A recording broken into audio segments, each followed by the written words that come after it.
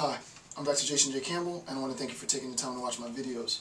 In this video, I'm going to complete the section on James Moreau's The Ongoing Game Theoretic Revolution, and specifically I'm going to be talking about balance of power and systems of power and the dynamic relationship between states within a 2, 3, and more than 3 state system.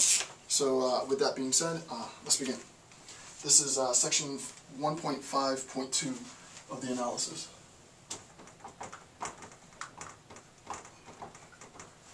International War and Terrorism.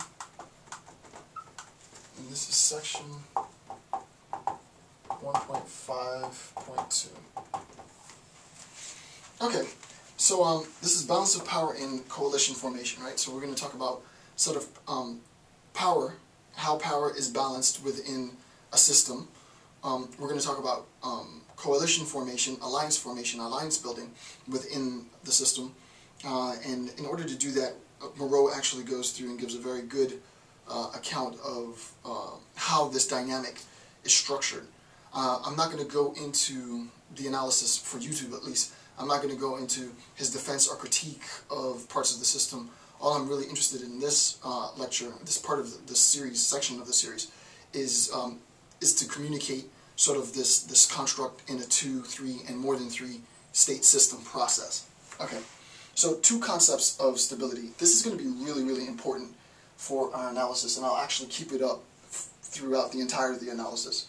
Without this understanding, it's going to be difficult to make sense of the relationship between states with respect to the balance of power. So 2 concepts of stability.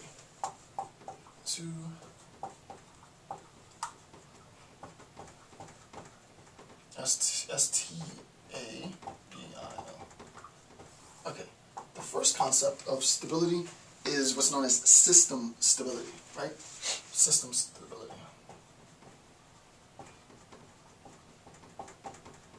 System stability.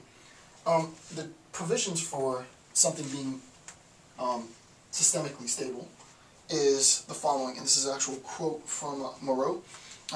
No states are eliminated from the system. That's absolutely essential, right? No states are eliminated, pushed out of the system. Okay, put an asterisk by that because that's really important, right? No states are eliminated from the system. Okay?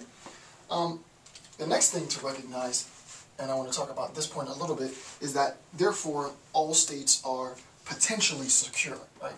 Therefore, 3 dots in a triangle means therefore.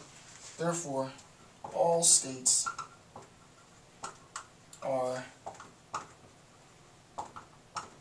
potentially, and I'll put it in brackets, are potentially secure. The first thing to recognize then is, in any discussion, I'm not going to get into this now because it's well outside of the scope of the analysis for international war and terrorism. First thing to recognize is that when we are talking, properly speaking, right, when we're talking about national security, what we're referring to, that security doesn't just have to be, and doesn't just pertain to sort of the way in which an individual might secure his or her home, or the way in which I might secure my own property. National security, though there are aspects of obviously national security that pertain to sort of that same metaphorical or allegorical situation in which I can talk about sort of home security. Security in this sense means that I have a stake in the system. I am not completely eliminated, removed from the system, right? So my existence in the system means that I am secure, my state is secure, and hence, since my state is secure and no other states are eliminated from the system, we can say that the system is stable. Again, this might not make much sense now. Once I begin the explanation, it'll make more sense. Okay, system stability. All right, the next thing is a recognition of what's known as resource stability.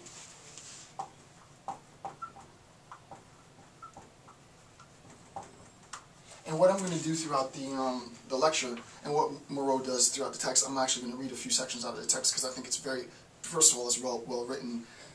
It's written in such a fashion that you can sort of follow the train of thought. He's sort of extremely methodical, logical in the construction of the argument. I like those types of articles, but it's dense. That's why I had to break his analysis up into 2 parts. And to be honest with you, to do it service, I'd probably have to do it another 2 parts, but I'm not going to spend that much time on one article.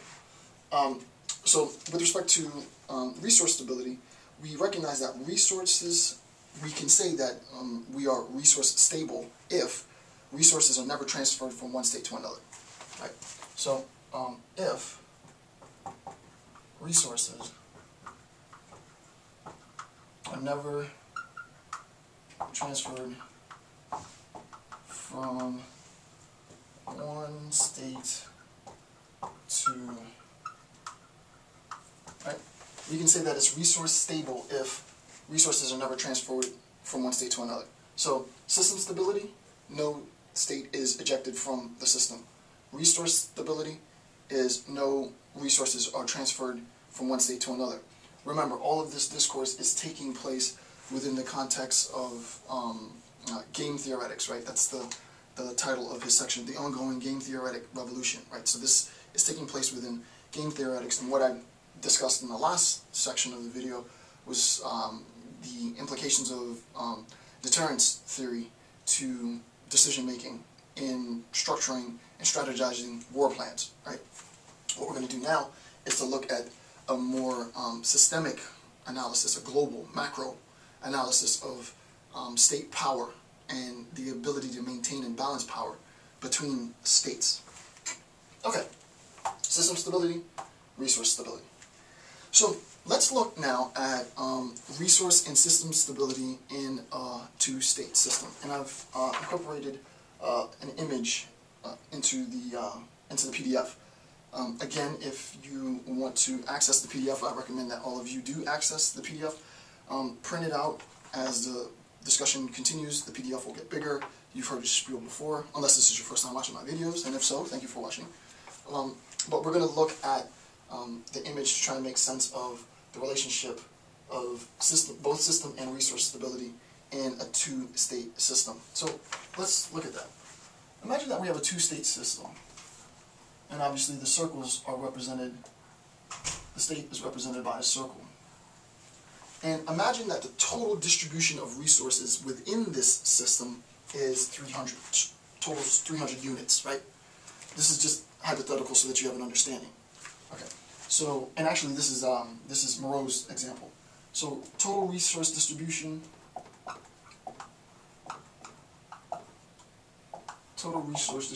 equals 300, right? So total resource distribution equals 300. Now, if we are saying, right, and we want to know, for example, what's the relationship between system stability and resource stability? And Moreau rightfully says that there is a huge distinction between system and resource stability, and we need to understand what that distinction is.